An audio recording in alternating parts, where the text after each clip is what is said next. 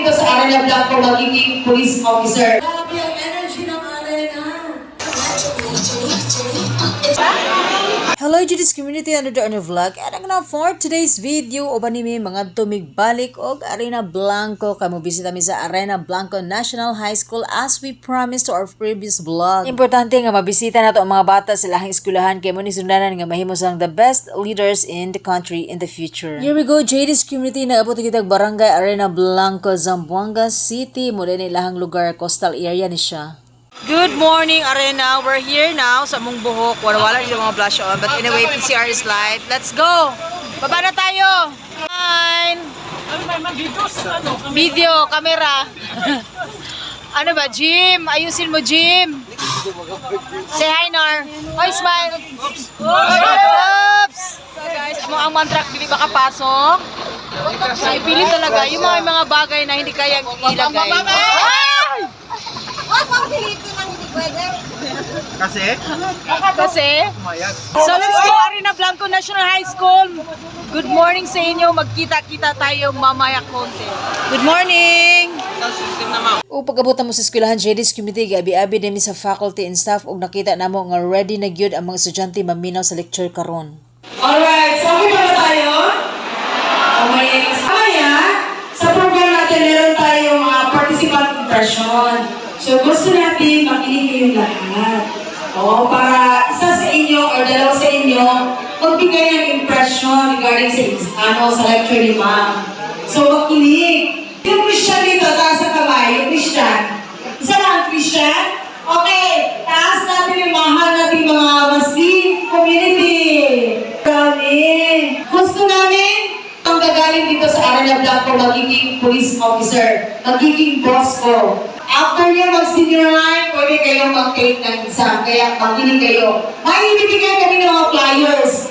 Doon yung makikita kung ano yung mga qualification para pwede kayong mag-exam, pwede kayong mag-apply yan. Amis kami JD's community, kagabalo ba mo senior high ug junior high ni siya, almost 500 students na ang Arena Blanco. Grabe ka power ug grabe pud ka talented ang mga bata di ari. Then na-found out na mo diri nga bawal sila mag-cellphone, so very good kay mga teachers diri no, kay nga disiplinado kay ang mga bata di ari. Then JD's community ato din abi-abihon ang ato mga bag-ong katropa karon mga Gen Z. Oh, what's up yo man? Bitaw ni mao ni ako mga kachika diri sa kilid kay diri ko galing ko lingaw kay sila chika-chika sa kuha. Pero nakita na ko ni mga bata nga puno gyud og pangarap.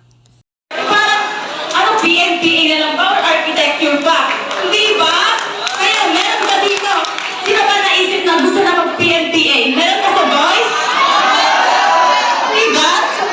Di ba sa Christian culture, parang ma-open yung mind na. Actually, JD's community ana daw nag-uol biya kuno kay nay mga panghitabo tong kinabuhi ba nga dili gyud nato mapugngan ba, pero happy ko kay ngano daghang mga patan-on nga mo ang na-enlighten ilahang mga kinabuhi ug ilang mga hunahuna nga mahimong police officer in the future. Correct, sa ato na i-claim nga isa sa mga police officers in the future manggagaling diri sa Arena Blanco National High School. Then isa sa ato mga highlights sa ato activity ang catwalk presentation.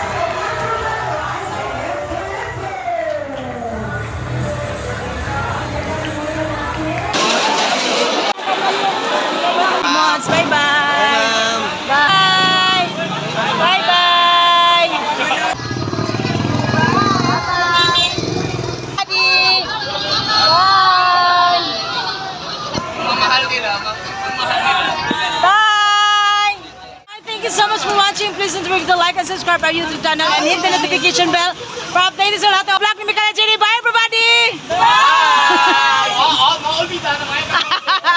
Bye! Bye! Bye everyone!